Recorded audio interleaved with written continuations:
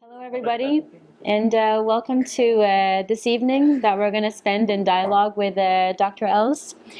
Before we kickstart our evening, we usually do something here where we just give you a moment to arrive. So I just invite you to just close your eyes and just get comfortable for a moment.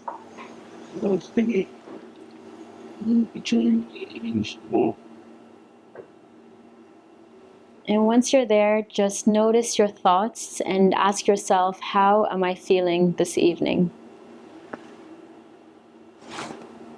And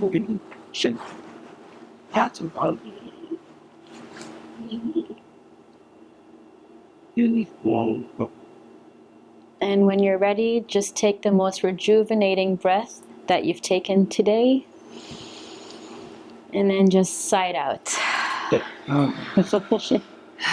Good. Just gives you a chance to land a little bit. Maybe it was a busy weekend, busy May, but now we just come together and enjoy this soft evening together. So my name is Farah, and I'm the founder of the Simplified Model, and we host talks every now and then at Soho House with some great leaders that come and join us from around the world. And today we're very excited to have Dr. Els with us. She's a sleep expert and neuroscientist turned entrepreneur, turned, I will let you do it from there, but I would love to offer you the floor to introduce yourself. And I know that you classify yourself as a sleep nerd and sleep expert, so I'd love to hear about your journey, because I know you went from neuroscientist at Berkeley to McKinsey, and now you're teaching people the value of sleep. So I'll give you the mic. Yeah, sure. Thanks. I think introducing myself maybe is the easiest way by kind of telling you that story high level. So I'm from the Netherlands. I live in Switzerland now, but I grew up in the Netherlands, and pretty randomly, I read a book when I was 16 called The Promise of Sleep by Stanford professor Bill Dement. I just saw it in our local bookshop. I grew up in a really small town, and this was like the next town over where there was a bookshop. And that book just really, really changed the course of my life. So in the book, he not only describes kind of how amazing sleep is when you really dive into the science behind what it does for our brain and our body, you really just can only draw one conclusion, which is sleep is magical. It's just crazy, everything that it does. But in the book, he also describes, how much suffering there is in the world because we don't quite value sleep, or we have trouble getting the sleep that we really want. And to me, that just really stuck with me, this kind of win-win, that if we could just help everyone get better sleep, then, the world would be a better place. So there's no university degree in sleep, so I ended up choosing psychology and then neurosciences. I studied in the Netherlands, did research there, then at Harvard, and did my PhD at UC Berkeley. And then towards the end of my PhD, I don't know, I was a little disillusioned by academia. I think mostly because I felt like I wasn't having any impact. Like we were, on paper, I was very successful in academia, but in reality, it kind of felt like I'm changing nothing in the world. Like what is different because I slave away in this lab working on these articles. So I decided to make a complete switch. Really didn't know what to do with my degree. So ended up joining management consulting firm McKinsey, and thought, okay, I'm never going to do anything with that sleep background ever again. Now I'm going to be this businesswoman. I'm going to learn about business problems. And, I was just kind of curious about that. And then as soon as I joined the firm, it just became clear to me that I stepped out of this academic bubble, where I was mostly surrounded by psychologists and neuroscientists who, kind of knew the basics of sleep. And now I was surrounded by business people who, were all very smart. They're very ambitious, very hardworking. Also quite knowledgeable, I would say, about nutrition and exercise and, people running marathons. But whenever their topic would get to sleep, they would just be so unknowing about it, yet interested. So I started giving workshops kind of for fun as a hobby next to my normal, non-sleep related consultant job. And that kind of grew out of hand over time. I was giving these workshops at different offices all over the world for my colleagues and for clients. And then after a couple of years, I thought, this is way more fun than this consulting job. That's okay. So yeah, I left almost 10 years ago. And out of those 10 years, the first 5 years, I was really growing like a tech company. We were building a sleep coaching app, selling it to companies, basically. I pulled the plug on that 5 years ago. We can talk more about that, but it just ended up being too difficult. I mean, we were VC backed, so it really had to, be this hockey stick in terms of growth. And that was just too difficult in B2B, really getting this recurring revenue for just the sleep coaching app. I think I was maybe a bit naive thinking that, if companies don't just want to raise awareness, they really want to solve this problem. And to solve the problem, we need to keep coaching people. So I stopped doing that 5 years ago. And since then, I've been doing a lot of the same work. So giving workshops, designing programs for companies, basically just without the app. But we still run assessments and we still have digital products, but not in the way that we started doing that. Yeah, nice. What a journey. Yeah. It's interesting. We hear so many stories about the people at McKinsey just being like, will I ever sleep again? Yeah. So I'm really curious to ask you, like, was there a moment in your journey where you were like, that's it, like sleep is the pivotal, like what was that one moment or that one situation where this became your mission and it was centered around sleep? Well, I think it was multiple smaller moments for me. I don't think there was one big moment. So, it was kind of reading that book, it was going into academia, but then kind of missing this impact, then going into the business world, kind of thinking, oh, I'm going to do completely different things, but then realizing, wait, everything I was learning about sleep was so much more interesting than what I'm learning now. So I think, while you're in it, it can feel super meandering. You're like, oh my God, I'm making a complete switch. I'm doing something completely different. I'm not using my background at all. And then if you just keep following what you really like doing, what's kind of closer to giving you purpose, then you can look back and it's a super clear line actually of what you were doing and why. So I don't think for me there was kind of one particular moment. I think there were just kind of these different clicks. I do remember that I had one kind of longer winter break when I was working at McKinsey, and I read the book Thrive by Arianna Huffington. And that really resonated with me because that was really about, how can we like not kill ourselves working, yet still be successful? And I think it was really that trip. I was visiting friends in Australia and New Zealand, where I really started thinking like, I need to do something with this sleep thing. And I think it took a while because the first time I gave, a sleep workshop, I loved it. But I was like, no, I need to be good at this business thing. I felt like that was the thing I was there for.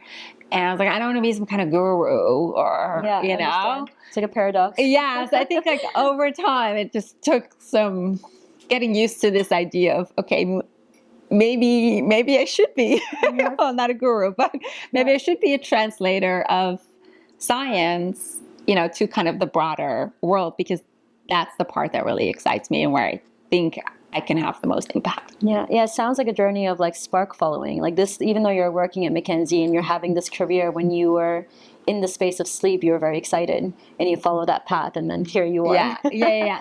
Well, I think that's really, I think in academia, I didn't quite feel like all the other academics. And I think at McKinsey, I didn't quite feel like all the other consultants. And I think even when I was managing my startup, I didn't quite feel like all the other tech founders. But I think that's actually okay. It's okay to kind of see, okay, maybe I'm not like everybody else, but I'm on some other path, and then it's all going to make sense. I love that you say I don't want to be a guru, because I think when you're in like the wellness industry today, like we do mindset leadership at Simplified Model, and at some point we also had this moment where like, but we don't want to be gurus. Like, know. It's not. There must be a more like professional way to well-being that isn't classified as that. Exactly. But I have a question for you about how much sleep is undervalued, at least in the ecosystem of work and leadership and high performers. And so in a high performance space like consulting and entrepreneurship, why do you think people are not talking about sleep as much as other facets? We're talking about nutrition, hydration, fitness, meditation, all those kind of facets. But even in my field, we barely hear about sleep. It's not something, get 8 hours. That's kind of like the brain cover. So where do you think that comes from? Yeah, that's a good question. I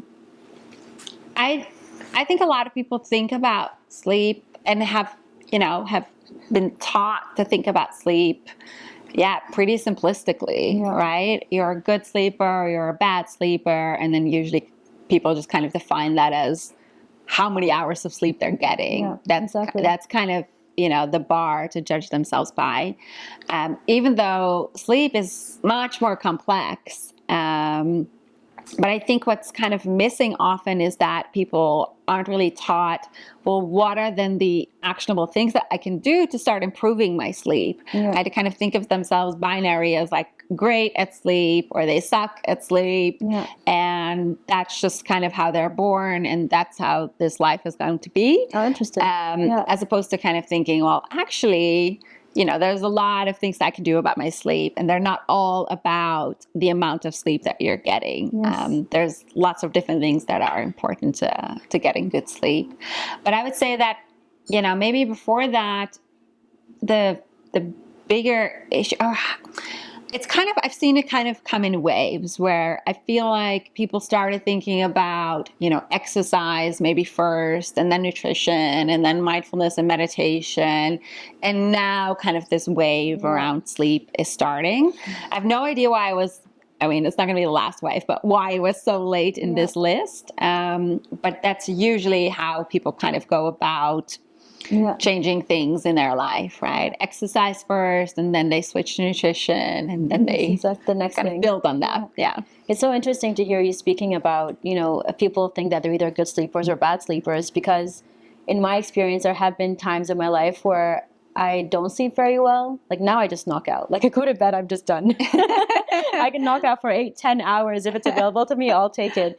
But I do remember at some point, like it was just, I couldn't sleep, or I didn't really want to sleep, or I just wanted to be awake, and that kind of all changes. But these days, we have a lot of people that are feeling stressed and burnt out and overwhelmed with your day-to-day. And you would think that that would drive them to just knock out, but instead they experience insomnia, or they're awake and they can't sleep. So if someone comes to you with those symptoms and they're feeling burnt out or stressed or overwhelmed, what would you do in terms of guiding them to get better through the avenue of sleep?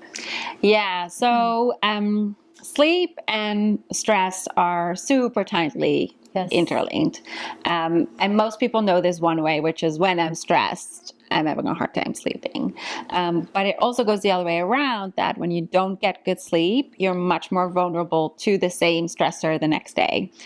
So that's actually exactly what my PhD was about, kind of, putting people in a scanner, giving them very emotional images to look at in the morning, and then again in the evening, or in the evening, and then again the next morning, and then measuring their sleep in between, and looking at their brain activity while they were kind of experiencing this, I wouldn't call it trauma, but like some of the images were just like not nice to look at.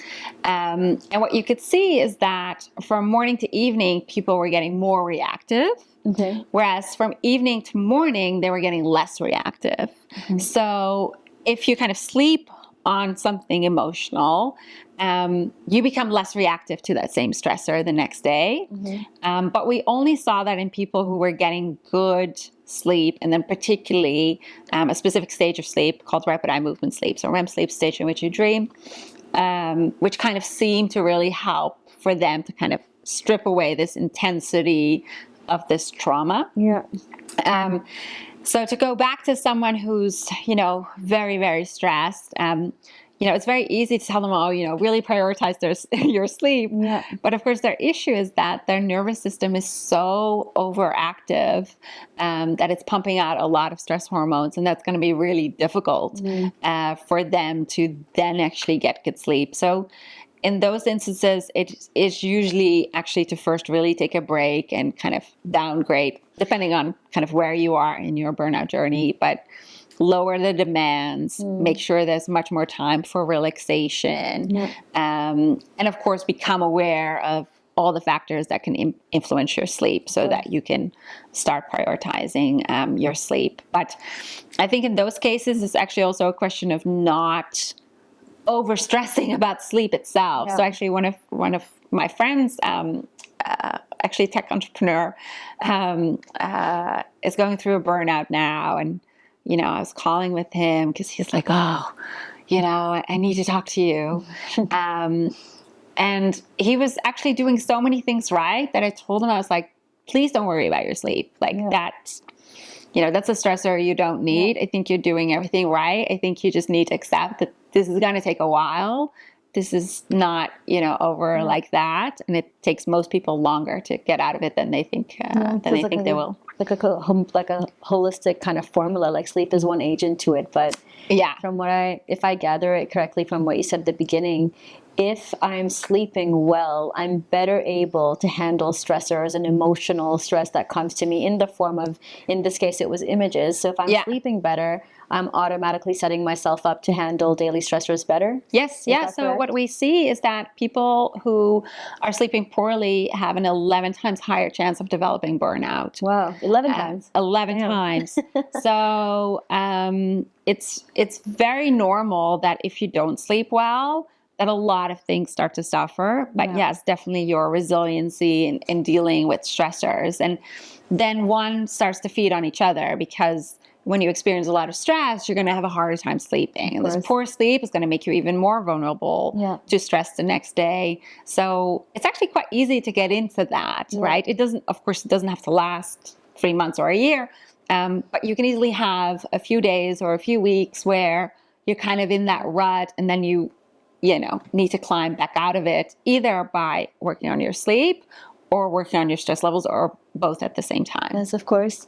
And in the work that you've been doing now for quite a long time, 10 years, right? You've been working with leaders and organizations. How do you help them in that? You go into an organization, or you sit down with a leader. What is the process there to get them to optimize their sleep? Yeah, well, so I'm of the opinion that, to have most impact, I need to work with the leaders in the organization. Yeah, for sure. Because if they don't get it themselves, they will never role model the right behaviors. Sure. They will never send the right signals, in this case about sleep, etc. And that can be a challenge, right? When you work with organizations, for sure. Great, but no, I don't want to do this. I only want to work with the leaders. Yeah. But whenever I get that chance, I'm definitely most excited, because I know that if I can just change one leader's mindset, I have so much more impact than if we kind of go about it bottom up. And what's really important there is that leaders kind of really get convinced, I think, of this new idea often for them, which is that not more hours at work means better output. Yeah, for sure. I think we just all grew up with this idea that if you want to be successful, or if you want to do something well, it's only about putting in more hours. Yeah. And that's just such a fallacy. But I think that mindset is so hard to get rid of that it really limits a lot of progress in general. So maybe you've heard of the 10,000 hour rule, which says that if you really want to become an expert at something, you need to put in 10,000 hours of practice. And then later research showed it's specifically actually a really deliberate practice. Mm-hmm. So you're not just kind of goofing around, but you're really putting in your best, you're really focusing, and that's kind of how people improve. Yeah. But then later research shows that it's not just those 10,000 hours of practice, it's actually practice with sleep that makes perfect. Yeah. So there's a great study looking at violin players in Berlin. where they looked at the difference between the really professional violinists and the ones that were teaching. So they were all good, but different levels. And they noticed that they all actually put the same amount of hours into their practice, but the best violinists had more of this deliberate practice, but also they were getting more sleep. And specifically, they were getting a nap in the afternoon. So they had a very deliberate practice in the morning, then they would have a nap, and then they would have another practice session in the afternoon. And we know that sleep really consolidates, what you've just learned, but it also kind of frees up your brain to take in new information after the nap. And of course, the same thing overnight. So I think this mindset really needs to change for leaders that, this is not just about working hard, it's about working smart.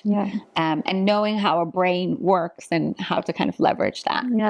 Yeah, I have so many questions. I think the first thing you speak about, of course, when it comes to leadership, and as leaders, a lot of leaders don't realize how they show up and how they behave and how they take care of themselves in the emotional capacity they bring cascades throughout the organization.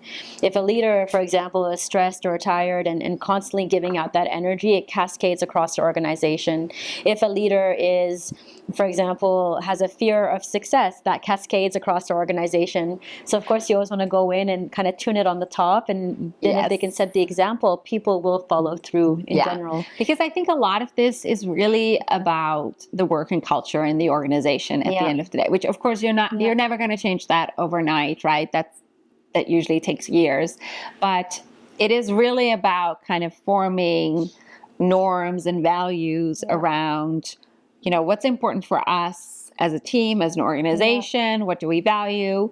Where do we want to be? What are our priorities? How do we measure success? And how are we going to get there? And I think, it's going to be different from team to team, what exactly those norms are, what exactly those needs are. But you need to be really deliberate about that, about how you set that, and then communicating it and signaling it, just as you said. So we know from studies that when leaders show up tired, they show more abusive leadership behaviors, and immediately the engagement in their team goes down, not surprisingly. But we used to think that you've got good leaders and bad leaders. But this research really showed that actually, no, a leader can have a really good day after a good night of sleep, or a really bad day after a bad night of sleep. So it goes up and down, not because they're bad people, just because their brain can't really cope with poor sleep, and it makes us selfish and more impulsive and more emotional, irritable. Yes, exactly. And it's also like a different era of leadership in business, right? I mean, the business model that many companies are running on are from the days of Ford, when he was still creating cars and creating division of labor, and he created the 9 to 5. And now you have 9 to 5 with technology, with social media, beyond the fax machine. Now there's just so much input coming at us that in order for us to show up better, there's even more steps. So of course, when you're investing in your sleep, that's going to create that you could say, it'll close the gap between your well-being and just giving yourself time to unabsorb and digress kind of all that you're taking. And when you said earlier about, people who are learning the violin and then they go to sleep, they do better. I felt that many, many times when I have to learn a speech or take in information or study. If I'm studying right before, most likely I'm not remembering it. If I sleep on it, it's just all there. So it became very clear that the sleep is, what does it do? Does it just solidify that content in your brain? So sleep kind of plays 3 different roles in learning and memory. So you need to be well rested to encode the information, to take it in. That's the word, encode. So, if you want to learn something new, you already need to be well rested. But then after you've encoded, you need to consolidate these memory traces, which kind of means that you're going to solidify the memory trace, and not just solidify it, you're actually going to make links between what you just learned and things you've already learned in the past, and kind of put it into context, etc. And then the final stage is retrieval. So we need sleep for all of these, and particularly, sleep after learning, so after encoding, make sure that you consolidate this trace. And we think that the non-REM stages of sleep, so light and deep sleep, are really important to kind of lay down that foundation, right? To say, okay, these are the things that we did today that we're going to remember, and these are the things that we did today that we're going to forget. Because don't forget, we need to forget things as well. And then during dream sleep, we see kind of reactivation of what we also learned during the day. But during dream sleep, we start to associate it with things that we've already learned before. And you kind of see this bizarre activity through the different networks in a way that, you would never associate things while you're awake. In your dream, your aunt can suddenly be at your workplace or, for sure. or vice versa. And we really think that that's kind of the, the magic of dream sleep, that we can kind of try to make sense of everything that, happens in our world, or everything that we learned. So that after sleep, when you wake up, things kind of fall into place much better than after you've just learned something. I have so many questions. How did your brain know what to let go of and what to keep? Like, how is one important cue is whether something was emotional or not. The emotion grounds it deeper in. So if you experienced emotions while you were learning, then it's going to prioritize those things. So if you had adrenaline going on, because if you come across a snake and you're really freaked out, that's probably more important to remember where you saw that snake and knowing how to avoid it the next time, versus something boring. So emotion is a big trigger to kind of help your brain prioritize. Interestingly, though, there's also studies that show that if you offer people money to remember certain things over other things, that can also help. Wow. So is that the apparently we can steer this a little bit.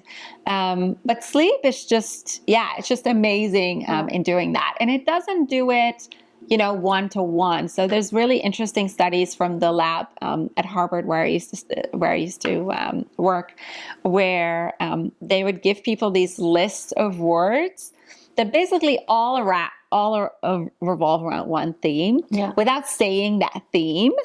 And then afterwards, after sleep, they would ask them, like, what were all the words? Wow. And after sleep, people would often say the word that was actually the theme. Oh, wow. Right? So they call this really the gist of what you were learning. So sleep really helps you kind of, remember the really important thing, and then kind of strips away the non-important things. There's another really interesting study that, just always baffles me. This study was done in Germany where they showed that, and they did this by giving people these number sequences where you have to, finish them. They're really boring. They're always in these IQ tests. And people were doing hundreds of them. And then they either would have a day awake or they would have a night of sleep with, of course, counterbalances for time elapsed, etc. And what they didn't tell people, though, is that there was a hidden rule. So there was a shortcut to this task. And after a day of wakefulness, only about a quarter of the people discovered this hidden rule. Whereas after a night of sleep, 60% of them would discover this hidden rule. So what you basically see is that sleep not only helps you remember, like, literally what you learned, it helps you consolidate really the gist, what's really important. It puts it into context, but also it helps you see what's really important, and what could really help you, solve this problem tomorrow. That's amazing. And it makes me think of the capacity, and of course, correct me if I'm wrong, to prompt yourself before you sleep. So for example, I really needed to remember this guy's last name once because I needed to contact him the next day and I could not remember his last name. And I hadn't seen him for like 8 years. I'm like, how will I remember? So before I went to sleep, I just said, I hope that I can get this. And I woke up the next morning, his last name was the first thought on my mind. And another one is also like not setting an alarm clock, but saying, I want to wake up tomorrow at 8, and then I'd find myself waking up at 8. Is that like a sleep thing, or is it a mindset thing, or is it a soul thing? No, that's a sleep thing. So we have a pretty accurate internal clock. So we can kind of set that in a way. So there was another really interesting study where people would come into the lab, and some people were told, we're going to wake you up at 6 a.m. Some people were told we're going to wake you up at 9 a.m. And some of the 9 a.m.ers were, suddenly woken up at 6. And some of the 6 a.m.ers were actually allowed to sleep longer. And what you could see is that if you're told that you're going to be woken up earlier, your normal hormones that always rise in the morning are going to rise earlier. Yes. It does disrupt the quality of your sleep if you're not used to a 6 a.m. wake up, and suddenly you need to wake up earlier. But we do see that the body then kind of gets into action, like, okay, apparently I need to do something at 6 a.m. Let's be ready, right? Anticipates that. So of course, normally you'd want to prioritize good sleep and deep sleep, etc. But if we know that we need to wake up early and that's important, then we see that we basically get worse quality sleep, but we'll wake up more awake. Yes. So as like leaders and founders and just people that are constantly moving and creating, does setting an intention to the body before you sleep, like, okay, tomorrow, ideally, we should be up at 6, 7, 8, 9. Does that help your body create more quality of sleep, knowing that's the time it has? Yeah, although I would say ideally you try to always wake up at the same time. Okay, so always at one time. Yeah. That will really optimize your sleep. Nice. Yeah. And so I have a question for you about behavioral change and mindset and just slowness. And so if you're working at the intersection of behavioral change and mindset, what's one belief about sleep that you feel people need to unlearn? Well, one, that it's a waste of time. Because clearly it's not. The other one we also covered, right? You're not inherently a bad or good sleeper. We can all work on our sleep, and it doesn't mean that you have to do, huge, drastic things. If you just take small steps, then you'll see that you can improve your sleep and notice the impact of it, and then kind of continue. It's very similar, I would say, to exercising or something like that. Except that you have to keep in mind that with sleep, unlike with exercise, this isn't just about mindset and attitude, right? At the end of the day, sleep is also about letting go. Oh, wow. And that's really difficult for, most of us who would like to have control over the things in our lives. But there's no button that you can just press in the evening when you say, I'm ready for sleep now. Let's go. Unfortunately, it doesn't work like that. So I think ideally we know the value of sleep. We prioritize sleep. We realize that actually getting good sleep is a lot about how you live your day. What you do during the day, that's going to set you up for a good night of sleep or a poor night of sleep. So you kind of want to do everything, to kind of help your sleep. But then at the end, you have to let go and say, okay, now it's up to my body to manage this thing called sleep. And then tomorrow is another day. It makes sense, because sometimes you just don't want to sleep. You just want to be awake and awake and awake.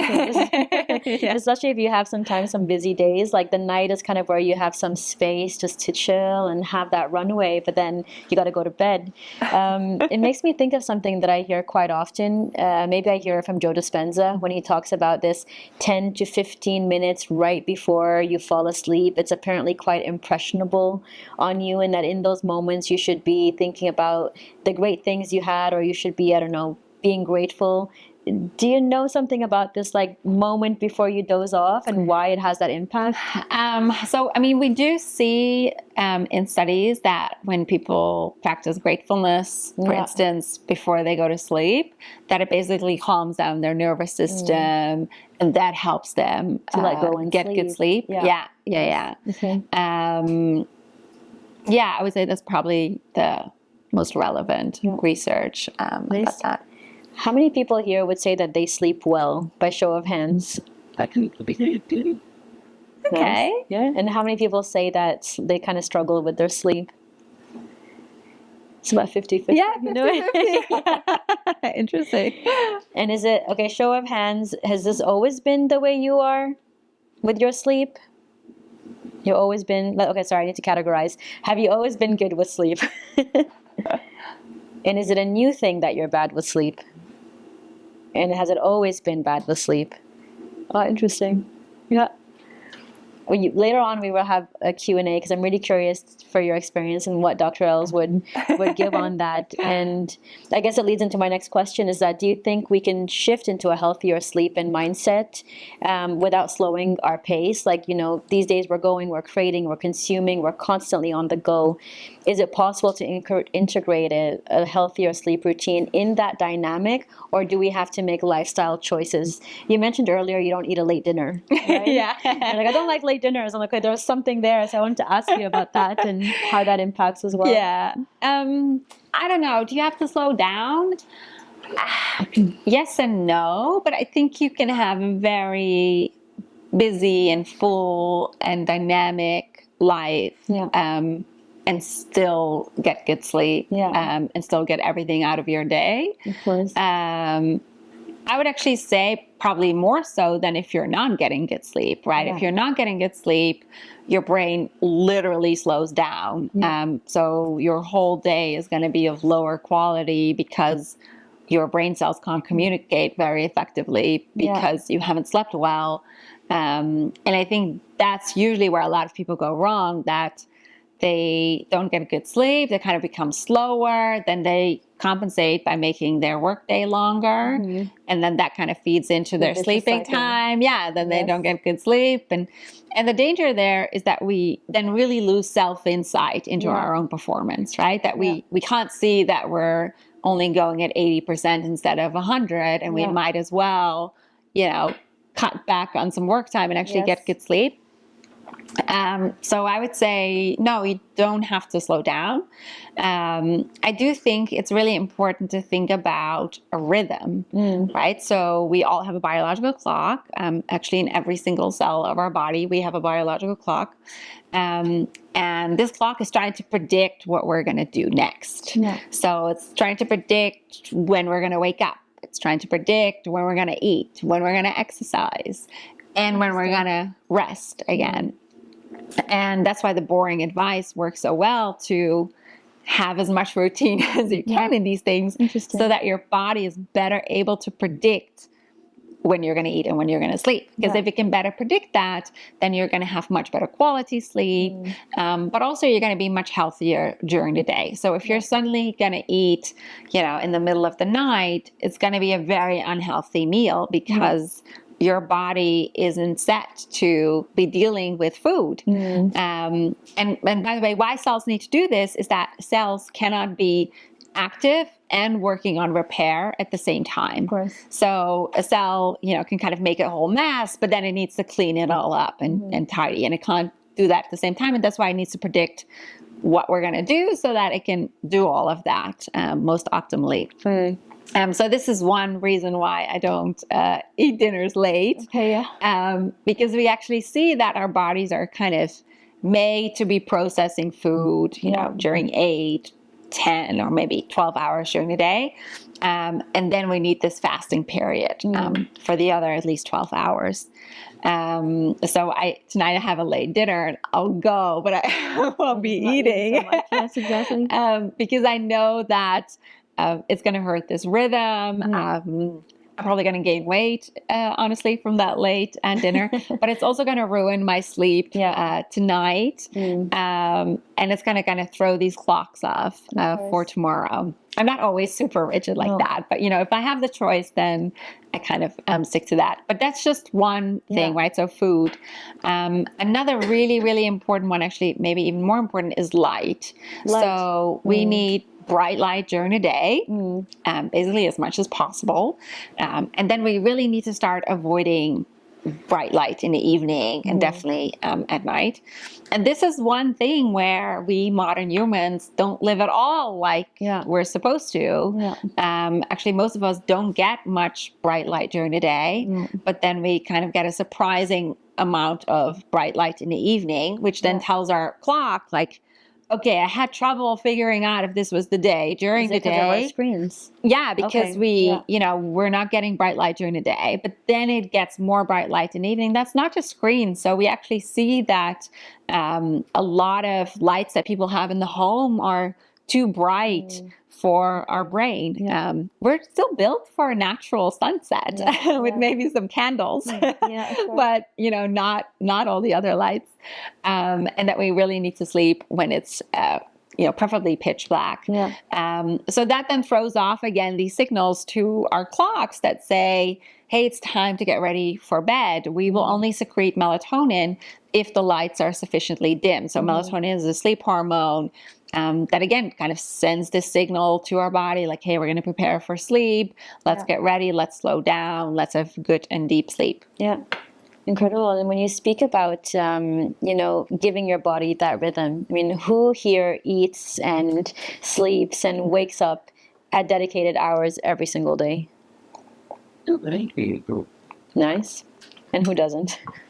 and I think you're the perfect example and the perfect role model for that in many ways, because you're in Copenhagen this week, you're based in Switzerland, your team was telling me you're also often in the US, you're traveling back and forth, you're here with me this evening, you're at Presidential Summit this week speaking. So obviously sometimes your schedule is out of your control. So how are you keeping true to your rhythm and also still honoring your sleep when you are in that fast moving pace like many of us are? Yeah. So, first of all, it's not about perfection every single day, or perfection at all. So I know that this was going to be an intense week. Yeah. So I really think about that when I schedule, my days leading up to such a trip and my days following such a trip. So there's actually a thing called sleep banking, which is sleeping more than you usually do before you have a challenge. And the US military has done amazing research with this, where they can really show that the soldiers that have sleep banked don't deteriorate as fast during subsequent sleep loss.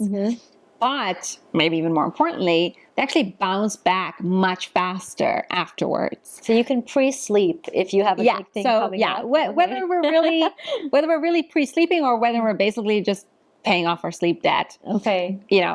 We're probably just paying off our sleep debt, but it just means that you can prepare for a tough week, and you can make sure that you recover better. And then while I'm on such a trip, I try to kind of just minimize the damage in a way, right? In ways that are easy for me. So it's not that hard for me to grab an early dinner, still join the others tonight socially, but forgo, the wine and the steak and whatever they're going to eat right before their bedtime. And at conferences, it's always really hard actually to get bright light because you're inside almost all day. So I just walked over here instead of taking a taxi or something. So I would get, 40 minutes of bright light. And I'll kind of do the same things tomorrow. And some of the days it just doesn't work, and that's fine. The thing is, like, the stronger your rhythm is already, the more resilient you are for these perturbations, right? So the stronger rhythm you have, the better. The lower your sleep debt, the more resilient you are. So that, you can deal with it when things aren't optimal. Of course. And when you are solidifying this rhythm for yourself and this agenda, and your body can now predict when you're sleeping, when you're eating, does your body then preserve that energy? So rather than guessing, you're just having more vitality in a sense, because it knows what to expect and it's not exhausted. So basically what it's doing is it can repair, like if you look at cells, they can repair better. There's less damage in the cell or less aging, however you want to call it. But for instance, if you eat at these set times, you'll also see that you gain less weight than if you're eating at super variable times. It's okay to skip a meal, by the way, but if you eat very late in the evening, for instance, we see that people actually eat more calories the next day, not less. For sure. So it goes to show that, when we throw all of these things off, that you can just very easily actually slip into more bad habits. Of course. It's true, because if you sometimes skip a few meals or you don't have a good, or you have maybe not a so good dinner, you wake up just hungry for the bad stuff for some reason, even you might not have had the bad dinner. Yeah. So it inspires that So I'm going to try to build this routine and see how it goes. It's very tricky, but especially because I'm the kind of person that just likes to flow through the day, and I just follow how I feel. Yeah. If I'm hungry, I'll eat. If I'm not hungry, I won't. But I could see that sometimes it will maybe impact my mood or how I show up the next day. So I think that's good advice. Do you think that having that rhythm also can help eliminate stress and burnout and those symptoms? Because then you're sleeping well, you're eating well, or your body knows. And you said that it builds resistance and resilience. Yeah. So we know from so many studies that when people have a more regular rhythm in terms of sleep, they live longer. Yeah. And it's probably because it's not just our sleep that's improving. We actually also see it in all these different other health outcomes. So basically, you should think of this rhythm as like a sinus wave that goes up and down. And the steeper and stronger this rhythm, the better. Yeah. But things like aging, for instance, will kind of make it more flat. I was just listening to a podcast actually that was talking about how when you fast, you actually make the rhythm stronger again. Yeah. And you kind of slow down aging. And again, it goes back to these cells that cannot do two things at once. So it's kind of the fastest way to optimize all the different processes that are going on by creating that contrast in your own day, so that you're active during the day, you get a lot of bright light, you eat during the day, you socialize during the day, etc. But that you kind of respect the rest that your sleep needs, that your digestive system needs. And when you do that, it's kind of like a motor running much more smooth, needing less chaotic energy than it otherwise would, which doesn't mean that you have to start living like a robot, right?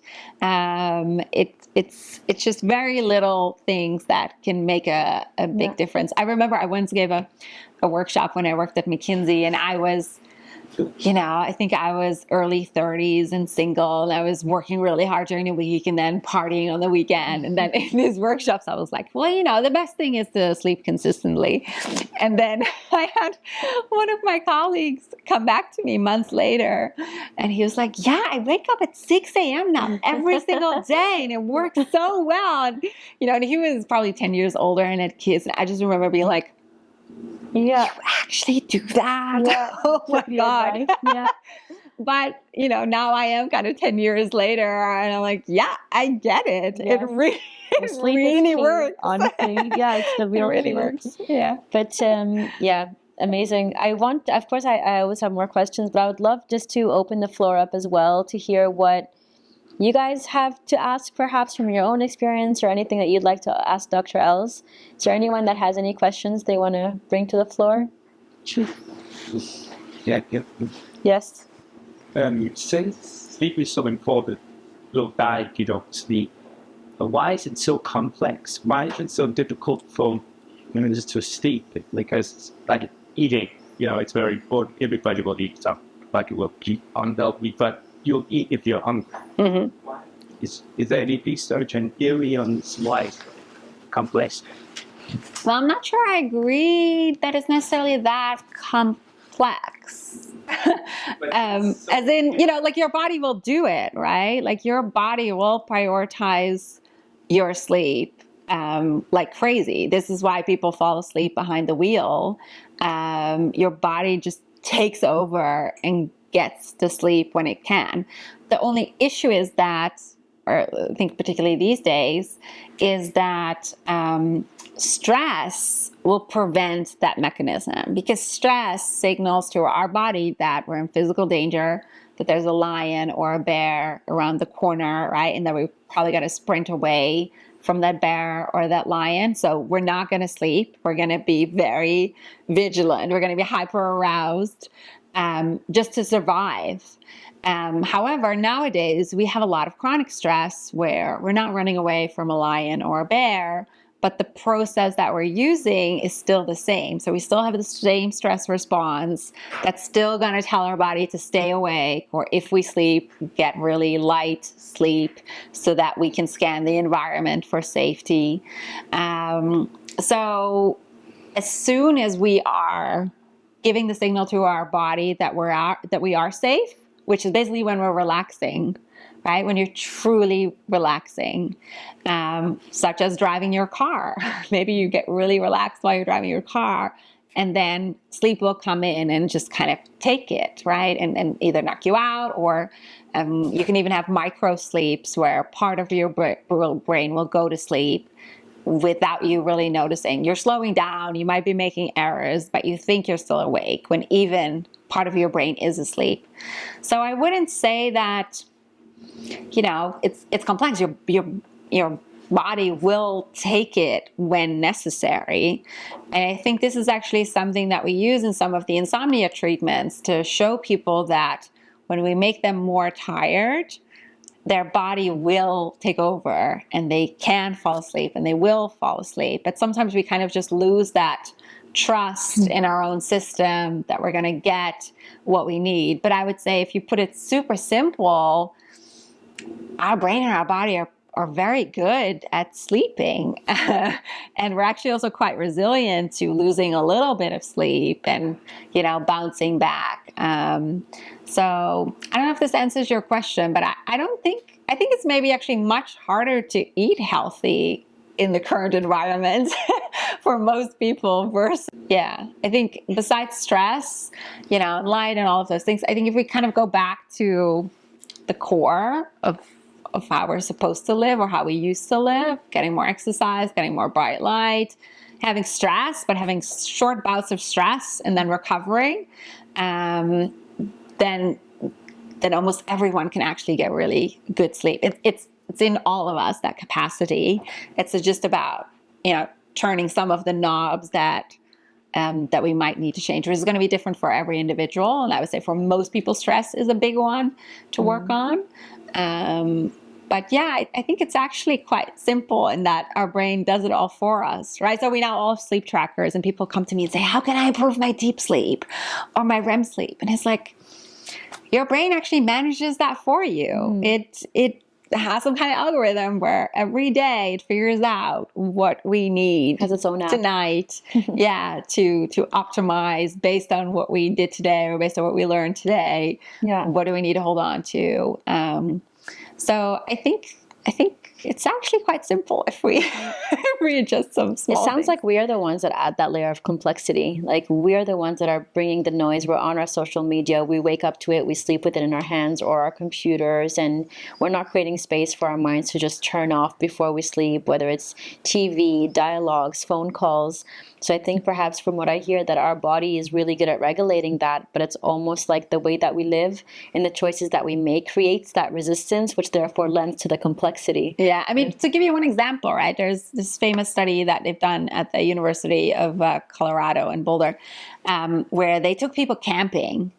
So they didn't do anything special. They just took people camping. At first, they did it for 2 weeks, no artificial light whatsoever.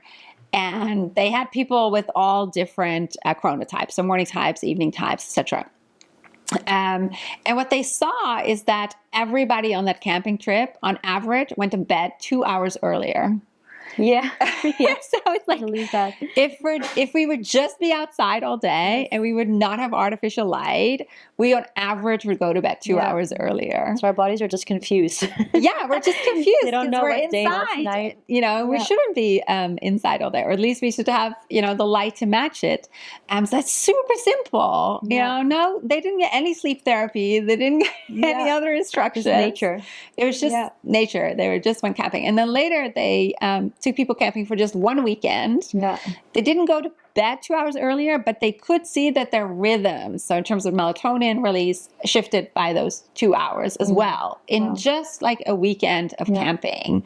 So it goes to show that, we can actually make huge improvements quite quickly in getting that rhythm back and our body kind of knowing what it needs to Getting do. closer to what's natural. Thank you for your question. Yeah. Yes, please. Um, I'm curious. I read something on Instagram, actually was something new, and that is the difference between sleeping for women and sleeping for men. Where it said that for women, if you sleep next to somebody, you have more light sleep because you're more aware, and as a man, you will have more deep sleep sleeping next to somebody.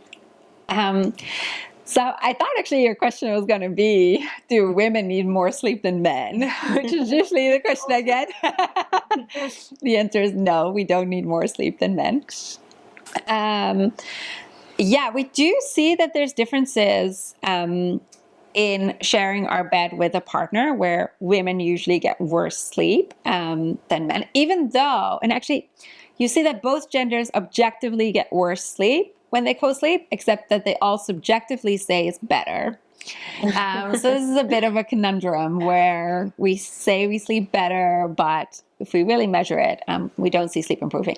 There's one theory there that perhaps women get particularly worse sleep because if their partner is male, it's usually bigger, heavier, and if the partner moves, that might disrupt their sleep more because the mattress moving or something like that. Yeah, so this is interesting, right? This idea of co-sleeping. I think it's probably just very much in our own minds what we think, what we expect. We also see in studies that if people are used to sleeping with a partner, they sleep better with their partner than if you suddenly make them sleep alone. And if they're used to sleeping alone and you have them sleep with their partner, they sleep worse. So I think that's probably something that, the idea, do you feel safer with someone next to you or not? But honestly, we don't have that much research into co-sleeping, which is crazy because most people actually do have a bed partner versus not. Whereas when we study sleep in the lab, it's one person in one bed in a closed off room.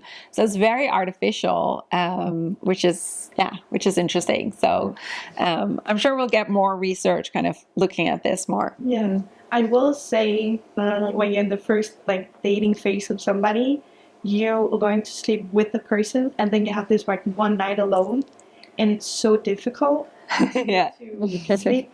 Do you have anything there? It's how many nights that it take, and then it gets difficult to sleep alone, or I don't know. I don't think we have those.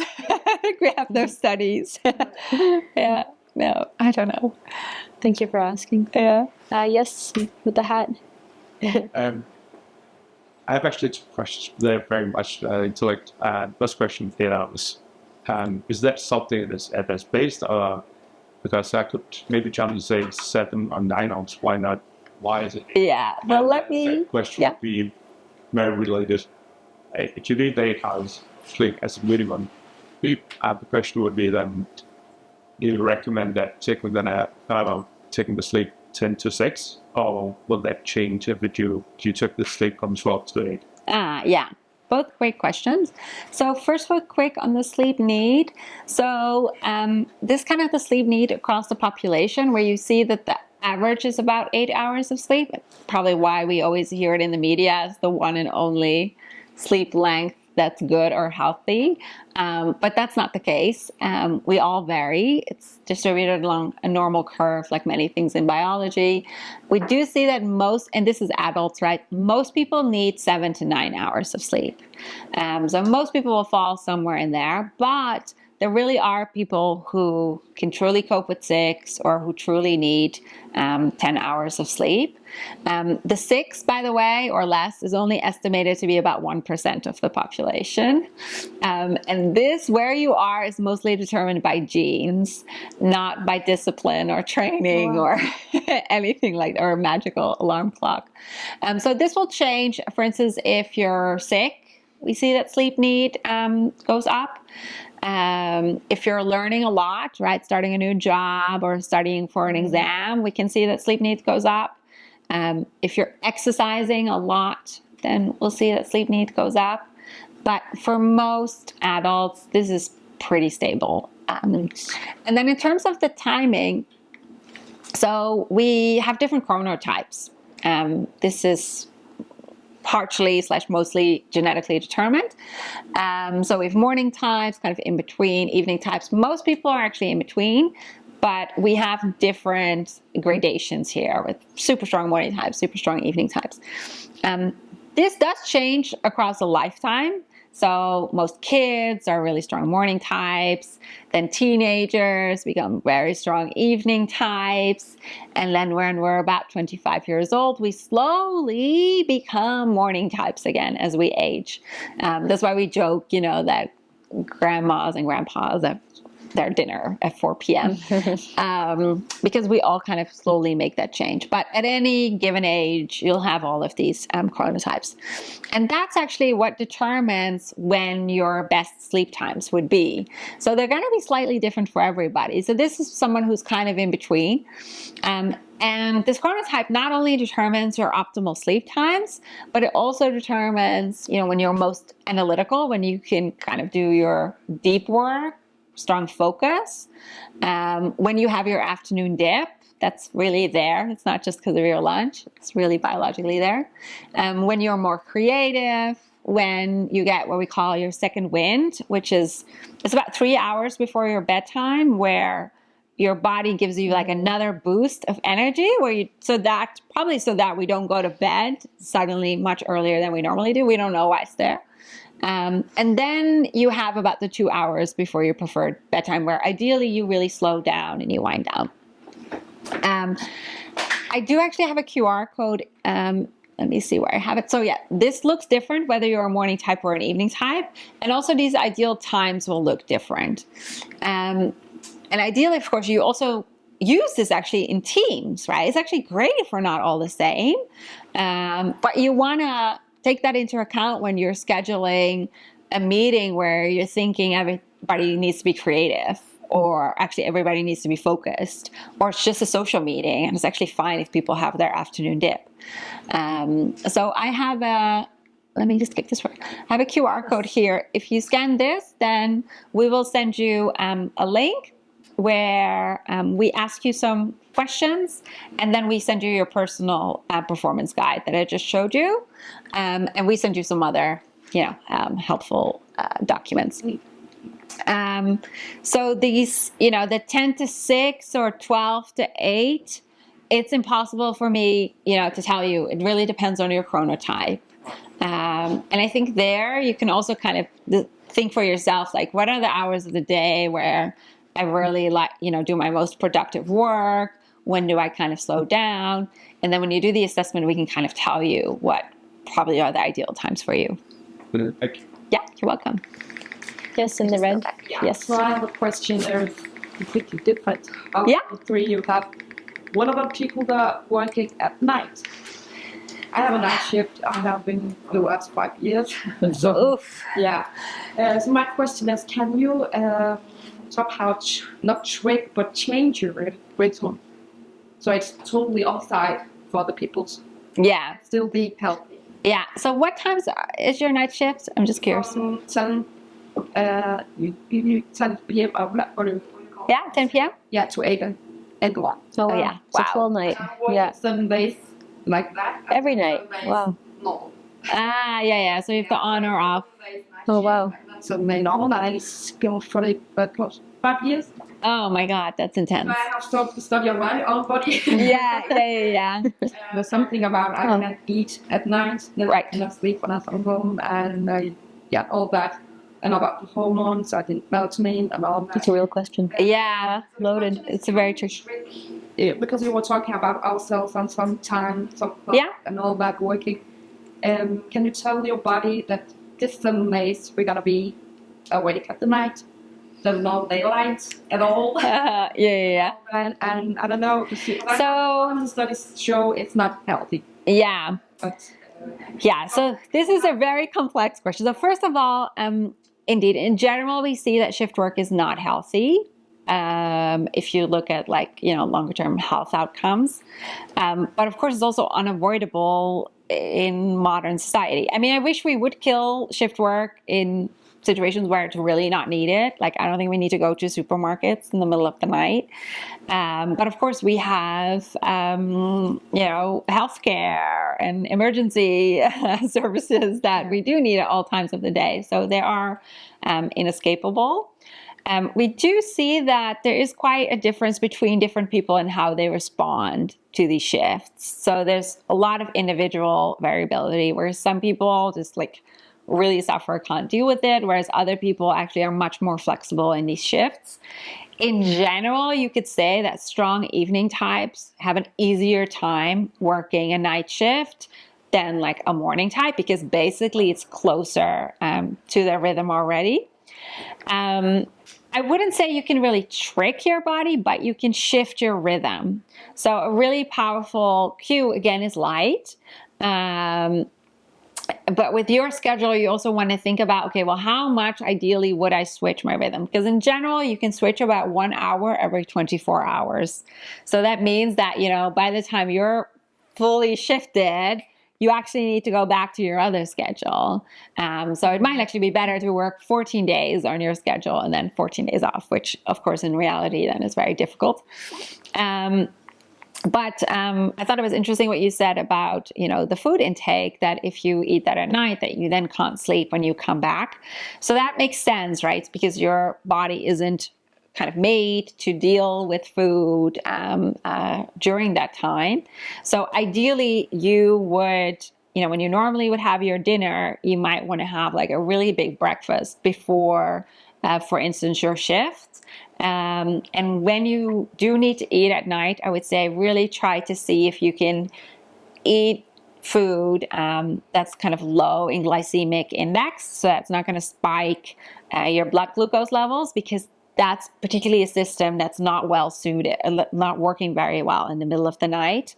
It's also one of the hardest things, you know, I've tried to find help, you know, with some nutrition stuff, but no one has not enough knowledge to you know, to guide how you can to do this. Well, yeah. I don't think, like you say, it's not so popular to talk about how to sleep. And that a lot of people are working at the night. And I know that a lot of them have many struggles and problems and yeah about, because especially people that we live in Denmark, we don't have any light in the winter time. Right. Working at the night, we never see the light. Yeah. So this you could, so there are ways there. So there's something that we call dynamic lighting, which they have some offices and some workplaces where the light actually changes like across the 24 hours to give everybody the signal of what time it is, as opposed to what we otherwise have. You can also wear glasses that will give you bright and blue light. Or you could wear glasses that actually block the light. But the tricky thing with the night shifts, of course, is that, you know, different people need to have different levels of alertness during the night. We're not just optimizing for sleep, we're optimizing for, you know, not making an error in a surgery. So it's very complicated to give like a one size fits all. I would say I would recommend that you at least have a look at I'm not completely sure that they sell this app B2C, but I could ask for you. These are the makers of an app called Time Shifter. That's an app that helps people deal with jet lag. They now also came out with an app that helps people shift for night shifts, where, you know, you'd put in your own schedule. You would put in if you're a morning type or an evening type, whether you're willing to take melatonin or not. So that it could create a schedule for you of when to take caffeine, which will boost alertness, when to start avoiding caffeine, when to seek light, when to avoid light, when to have, I don't know if it tells you anything about meals, but I think you would really need such a customized thing. But in general, I would say try to avoid eating during your biological night as much as you can. And if you do eat, then something that doesn't spike glucose. So if you would look for a glycemic index of the foods that you're eating. So obviously anything sugary isn't a good idea, but like things heavy in protein, like a boiled egg or nuts, are already a lot better to manage those negative impacts. And it's very normal that you can't get amazing sleep during the day after such night shifts, because again, your body isn't expecting you to sleep very, very long. And when we did a webinar for night shift workers and we did some research with another professor, we found that actually a lot of shift workers, a big complaint for them was their environment, that their home environment didn't really respect their sleep, kind of expected them to participate in normal life during the day, etc. So we actually found that a lot of the frustration came not just from working the shifts or the work itself, but from communication with their family, their spouses. So I think that's really important to know that, you know, you deserve your sleep and you deserve that rest during the day. And yeah, as much as possible, the people around you need to respect that, because you were just awake all night or you might be gearing up for another night shift. Yeah, it's a whole niche.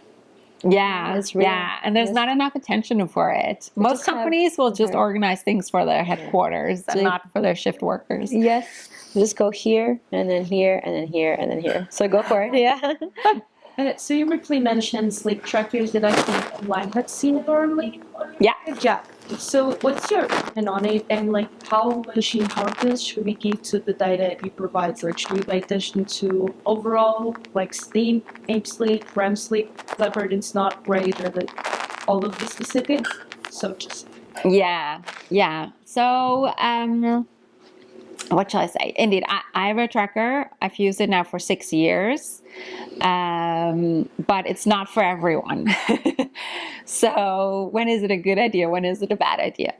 I think there's quite some people who just really want to control their sleep, and the sleep tracker isn't really going to help with that, right? It's the more you want to control it, the worse your sleep is going to be. The more you think about, you know, the numbers and tracking it, the worse your sleep is going to be. So I actually know also from these companies themselves that they lose a lot of people very quickly, right? They use the ring for maybe a week or a month or 2 months, and then they just really dislike kind of getting that feedback every day, particularly, of course, when it's showing negative sleep results.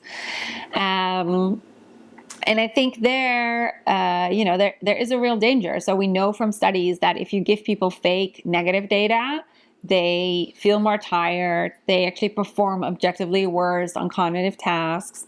Whereas when you give them fake feedback that they had a really good night, they objectively feel better. They objectively perform better. So it's very much a self-fulfilling prophecy. You know, if you see your data, you're kind of going to act accordingly. And then we kind of lose, self-insight with our own body. What's our body telling us, right? How are we feeling? Are we going to interpret our feelings based on tracker data or our own data? And on top of that, indeed, they're actually not that accurate yet in the sleep stages. So take that with a big grain of salt. I personally think they're much more useful in terms of heart rate variability, seeing trends, like longer term trends in your data. So I wouldn't use them so much to look at like specific days, but really look more at trends. So where I see most benefit is, for instance, people drinking alcohol and seeing how their heart rate spikes and how their heart rate variability plummets. And I mean, I remember I knew all of this, right, more than 6 years ago, that alcohol hurts my sleep, But then I do remember like starting to track the data and being like, oh, wow, I don't know, there's something different about seeing the data versus knowing it. So I think there's some specific use cases where it can be very helpful. But I think in a lot of cases, it can just kind of create more anxiety. Again, it's not like a fitness tracker, right? We choose whether we're going to exercise or not. And then it can be really helpful to track our exercise, but we're usually, really in control. And that's just not the case with sleep. We're not 100% in control of sleep. And with tracking it, that can start to be even more frustrating in a way. And sometimes I feel like in these days, we're constantly looking at something outside of ourselves to tell us, how are we feeling? Where am I today? What's going on inside of me? But we become reliant on it in so many ways. I mean, I have friends that use ChatGPT as a therapist now. How am I feeling today? What should I do about this? And so I think sometimes we have to remember that we are our best app. And the closer we are to ourselves and the deeper we connect with ourselves, the more we can keep strengthening that muscle within us. And it's definitely self-fulfilling prophecy. You wake up, you're like, I feel great. Your app's like, you didn't sleep well. And you're like, oh, it kind of busts your day. So there is like a bit of self-fulfilling prophecy and mindset around that. And at Simplified Model, we always say change the narrative, change the game, because what you tell yourself as a story and how you feel kind of influences how your energy and how you feel and your mood takes you through the day. So I'd agree with that. Just stay close to you and see what you get from there. Yeah, I think in general, it's definitely raised a lot of awareness around sleep. I think a lot of people have a tracker, not necessarily for sleep, but then it tracks sleep, and then they suddenly get more aware about sleep. So I think for the general population, it was probably a good thing. But yeah, in a lot of cases, people just get stressed by it. Yeah. You had a question, right? Yeah, two short ones actually. The first one, is it absolutely necessary to sleep without room? Or is a sleeping mask okay? Sleeping mask is okay. That's okay. Yeah. It's just about your eyes. It's not going to go in anywhere else. Yeah. And the second one, do you have any recommendations for sleeping supplements? Good one. Well, actually, I should hand over that question to Lisa in the back because we've just been working on a newsletter around supplements. Lisa, what's the takeaway? For sure. Depends on what you want to do. So, for example, like my let's know that if you're at the coach budget, that I'll make recovery conscious, that can we start up for research and I think that sounds We should say very happy and having some handbag. and then there's a lot of different like with magnesium, all the valerian and all like that. And then there's a lot of mixed research, so that one thing is calm down and safest, usually. But then also there's those people that object to the house and house try to leave it yourself. Always supervised.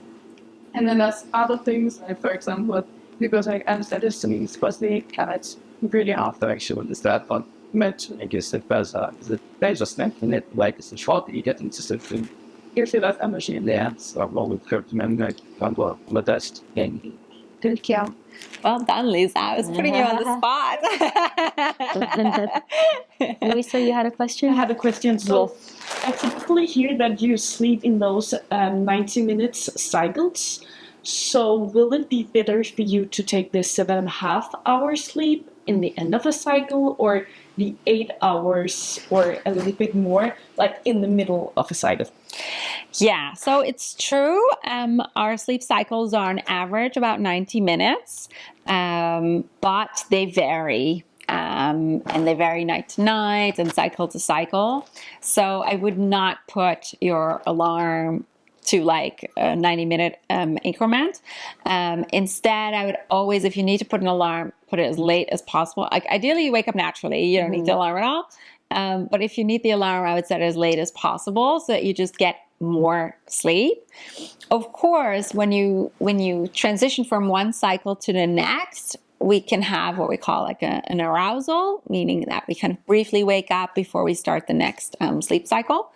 That doesn't mean that we can wake up more alert in that moment, but we don't really have research that shows that then predicts your performance later in the day, right? So if you need to do something, I don't know, like make a really important decision 5 minutes after wake up, then you'd really want to be woken up at such a cycle, even if that's earlier.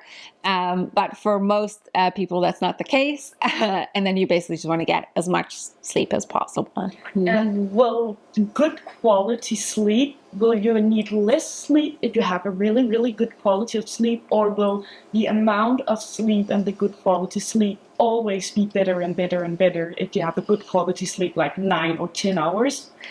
Yeah, so that's a good question. There's a bit of tension between those. So what we see is that when we sleep deprive people, their sleep quality goes up.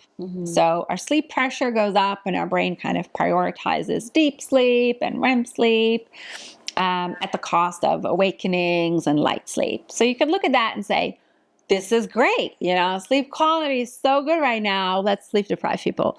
But if you look at cognitive performance, for instance, you will see that if people actually sleep more, they perform better on these cognitive tasks. But there is some kind of end to that. So when you put people, in dark rooms for 14 hours a night, night after night after night, you see that they start to have really long awakenings at night. So their sleep isn't as nicely consolidated in 8 or 9 hours or 7, whatever, during the night. So there's a bit of a trade-off there that once you kind of get enough sleep and your sleep debt is down to 0, and you kind of want to overdo it, you might suddenly have longer awakenings at night that aren't, practical for most people.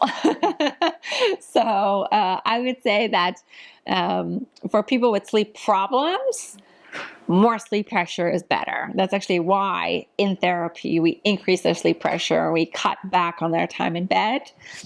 For normal people or for everybody else without insomnia, I would say there's kind of a happy middle where you optimize how much you're getting while still having good sleep quality. So not waking up at night and then, spending more than 38 minutes awake. Yeah. Jen, you had a question? Yeah. I always kind of feel I have superpower because I never use alarm clock, and I don't like to sleep with the curtain closed because I like the natural light to wake me up. So I always have good sleep. But then in Denmark here, now I have to automatically wake up at 4 a.m. Yeah. I start to doubting myself if it's still good or bad, or should I install a pitch dark curtain? So I'm confused, but I'm kind of still like the kind of I wake up with the sunrise and Yeah. kind of feeling like the bird. Like I feel I'm like a bird. Yeah, so this is the first question. Yeah, I would say you're too far north to do that right now. Yeah, so and you're not alone, right? You actually, if you look at population data, you see that people do wake up with the sun, even right now in modern times. So we all kind of do that. But at the extremer latitudes, it's really going to hurt your sleep duration, of course, in the summer months. So I would recommend having the dark curtains, getting a wake up light alarm clock. So where the bright light goes off in the morning, where you can just time it. Because again, we actually want it to be at the same time of day, or, of course, it changes with the sun or just a couple of minutes a day, which would be fine. Except that then at some point you're going to be quite far away from where you started. So yeah, I would say same wake up time with the wake up light alarm clock. That simulator the lights. Yeah, exactly. Yeah, it's like a sunrise simulator. I'm here with a question like my friend, he's making this kind of simulator light that kind of he want me to ask questions like Yeah, sure. About this light. Oh wait, I have the message. Overall, I'm a big fan. They're very good because what they do is they kind of pull you up out of sleep, out of the deeper stages of sleep to help you wake up and get ready to start your day. Yeah, he says when come to your circadian rhythm and the different hormones, specifically how big the difference in terms of waking up in the dark room with an alarm on your phone and looking at the phone straight away, and on the other hand, waking up without your phone and to a natural or simulated. Yeah, I can't quantify it from the top of my head, but the preferred way is definitely to wake up from a simulator versus, the sound out of nowhere. Yes. Yeah. Thank you. We have room for one more question. Christian, yes, go for it. How much can it be? Oh, yeah, go for it. To Jen's question. Yes. So the simulated light alarm clock, if you had automatic curtains, wouldn't that do the same? Yeah, except that with most of the simulators, the minimum time is at least 20 or 30 minutes, right? Like a regular sunrise. So with automatic curtains, I don't know what setting you have them to, but it's probably going to be more abrupt. And the other thing is that the light quality changes, right? So you want it to kind of go from starting kind of reddish to really bright and stronger in the blue spectrum, and the other way around actually in the evening. Right? You also have dawn simulators that simulate the sun setting. And that's my second question, actually. I'm really interested in your opinions on blue light blocking glasses. And also, if you love them, are there any specific ones you can recommend? Yeah. So I am actually a fan. I do have to say that the more research is being done with them, the less convincing the research seems to look. But it is also pretty difficult to study this well. And the reason is that there's huge differences between individuals in their sensitivity to light. In like a normal population in a study, they found 50-fold differences in sensitivity to light. So it's not even looking at specific populations, just all regular people. So you could be very sensitive or not sensitive at all, which is not very easy to test. So, the studies that are being done with these glasses, it's hard to kind of take that into account. Your light history matters. So if you are a farmer and you're outside all day, you're going to be much less sensitive to blue light in the evening than if you are an office worker who's not exposed to a lot of light during the day and then gets a bit of blue light in the evening. And again, this is very hard to control in studies, right? You'd need people actually in the lab then the whole day to control their light exposure all day before you run such a study with the glasses. The other thing is that the glasses often they often don't block everything. So we actually get a lot of light information also from the light really coming from above us. So, the light can kind of seep in around these glasses. Then there's different types of glasses that kind of, block better or not. I think in general, it's just good to keep in mind that this is not just about the color of the light, right? So you want it kind of reddish in the evening away from the blue spectrum. But you also really want to dim the intensity regardless. And we see that if we dim the intensity far enough, the color almost doesn't matter anymore. So, so am I a fan? Yeah, I do take them with me. Like if I'm in a hotel, I'm not sure, I always find all the lights in hotel rooms way too bright. At home I have a wake up light simulator, but it can also go down super low in the evening. And I love that. I read with super low intensity light. So I'm very sensitive, I think, to light in the evening. I always want all the lights off in our house and my husband hates it. So I am one of those people who's just, I think, more sensitive than average. So I prefer having these glasses if I am somewhere where there are, like in the hotel room or, brushing my teeth in the bathroom and there's only one light and it's super bright. But it's just good to keep in mind that in general, if you just dim the lights, you're probably pretty much there in terms of what you need. Yeah. Good. What we're going to do is just put the QR code back up in case you missed it. Yeah. And maybe we close off just with another, deep breath maybe, just to kind of absorb the session that we had today. So before we let you free, we just invite you to close your eyes again.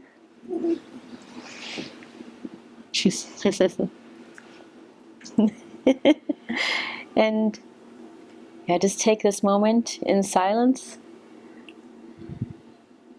taking in today's session.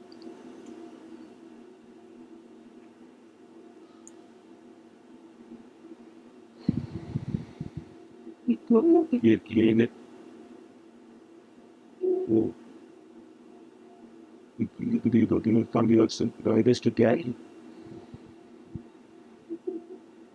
when you're ready, take a deep breath in and sigh it out. Good. Grace. Thank you so much for joining us today. It was a pleasure to have you, and thank you, Dr. Els, for joining us in Copenhagen. I hope you come by and see us next time you visit, and good luck at your talk this week at Presidential Summit. Yeah, thank Yes, you. Thank you.